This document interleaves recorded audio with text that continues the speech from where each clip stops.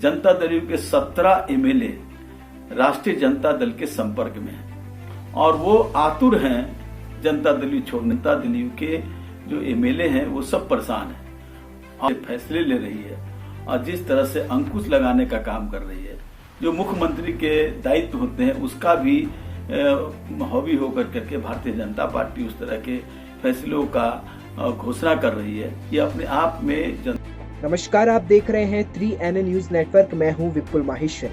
आज बात कर रहे हैं बिहार की बदली राजनीति की। आरजेडी के नेता श्याम रजक ने दावा किया है कि जेडीयू टूट की ओर बढ़ रही है। उन्होंने दावा किया है कि जेडीयू के विधायक उनके संपर्क में हैं। आखिर क्या है श्याम रजक के इन दावों में सच्चाई, इस पर ये रिपोर्ट देखिए। अरुणाचल प्रदेश की घटना के बाद बिहार की सियासत लगातार बदलती जा रही है। विपक्ष की पूरी नजर सत्ताधारी जेडीयू के विधायकों पर है। इस बीच आरजेडी के वरिष्ठ नेता श्याम रजक ने दावा किया है कि सत्ता पक्ष के 17 विधायक उनके संपर्क में हैं। रजक के बयान के बाद बिहार के राजनीतिक गलियारे में कानाफूसी शुरू हो गई है। जेडीयू की तरफ से मोर्चा भी संभाल लिया गया है और पार्टी को एकजुट होने का दावा किया जा रहा है।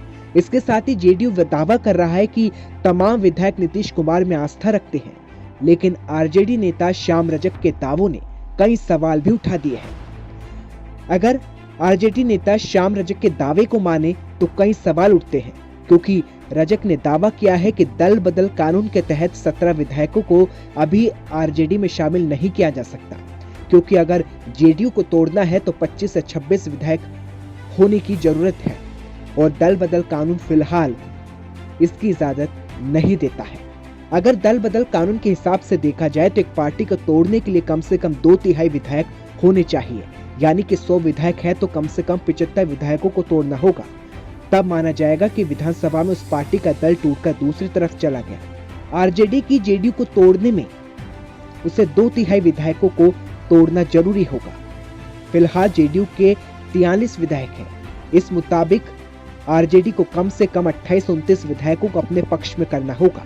फिलहाल श्याम रजक के इस बयान के बाद बिहार की सियासत काफी गर्म हो गई है और कुछ हारे भी बीजेपी के कारण, तो ये सारे चीज आ रहे हैं और यही कारण है कि एमएलए अब चाहते हैं कि भारतीय जनता पार्टी के हम हॉबी नहीं होने दें और वो लगातार वो इस तरह की जो धर्मनिरपेक्ष पार्टियां हैं उससे साथ जाना चाहते हैं। समाजवादी आंदोलन के या समाजवादी विचारधारा से जुड़े हुए उनके साथ जाना चाहते हैं। हमसे ही जनता दल के 17 एमएलए राष्ट्रीय जनता दल के संपर्क में हैं और वो आतुर हैं जनता दल छोड़ने के लिए। अब सवाल उठता है कि वो क्यों आतुर हैं, तो मैंने पहले ही बताया क्यों आतुर हैं, लेकिन हम लोग उसको अभी रोके हुए हैं।